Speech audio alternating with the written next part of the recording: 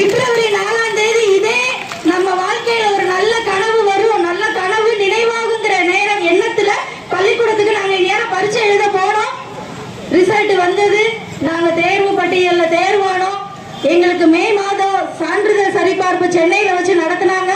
மிகவும் பெருமையாக இருந்தது இந்த அரசாங்கத்தை நினைத்து. பரவாயில்ல, எத்தனையோ அரசாங்கம் வந்தது, நமக்கு தேர்வு வைக்கவில்லை. ஆனா இந்த அரசாங்கம் வந்து நியமன தேர்வு என்ற ஒன்றை நடத்தி நம்மளை பணியமர்த்துவதற்கு முன்னெடுத்திருக்கிறார்கள் என்று மிகுந்த மகிழ்ச்சியில் இருந்தோம். சான்றிதழ் சரிபார்ப்பு மட்டுமே நடந்தது. அதற்கடுத்து கலந்தாய்வு எப்போது நடக்கும் என்று எதிர்பார்த்து கொண்டிருந்தோம். கலந்தாய்வுக்கான விவரம் வரவில்லை.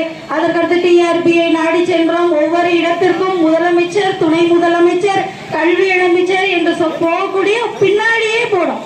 ஒவ்வொரு இடத்திலையும் எங்க ஆசிரியர்கள் நேரம் மணி நேரம் எதையும் பார்க்காம கை குழந்தையோட கொண்டு போய் மனுவை கொடுத்து நாங்க கொடுத்த மனுவே ஒரு குப்பையா குவிஞ்சிருக்கும் நினைக்கிறோம் இன்றைக்கு. ஆனா அதற்கான ஒரு விடியலும் இன்று வரைக்கும் எங்களுக்கு கிடைக்கவே இல்லை. காரணம், நீதிமன்றத்தில் வழக்கு உள்ளது என்பதை ஒன்றை மட்டுமே குறிக்கோளாக கொண்டிருக்கிறது இந்த அரசு. ஆனா நீதிமன்ற வழக்கு என்பது எங்களுக்கும் அதற்கும் சம்பந்தம் இல்லை அப்படிங்கிறது படித்திருக்க எங்களுக்கு தெரிந்திருக்கிறது. ஆனா அரசாங்கத்திற்கு தெரிந்திருக்குமா என்பது எங்களுக்கு புரியவில்லை. அப்ப நீதிமன்ற வழக்குக்கும் எங்களுக்கும் துளி அளவும் சம்பந்தம் கிடையாது என்பதை நாங்கள் ஒவ்வொரு இடத்திலும் பதிவு செய்கிறோம்.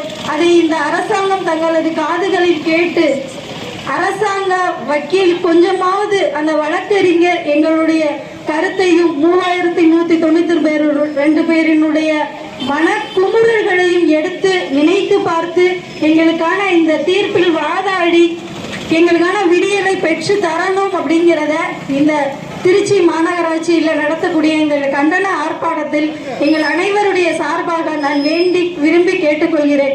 இந்த பிப்ரவரி மாதம் முடிந்தாவது எங்கள் வீட்டில் எல்லார் வீட்டிலும் ஒளிவிளக்கு எரியுமா என்பது அதை பார்த்து நாங்கள் எதிர்பார்த்து காட்டிக் கொண்டிருக்கிறோம். நன்றி.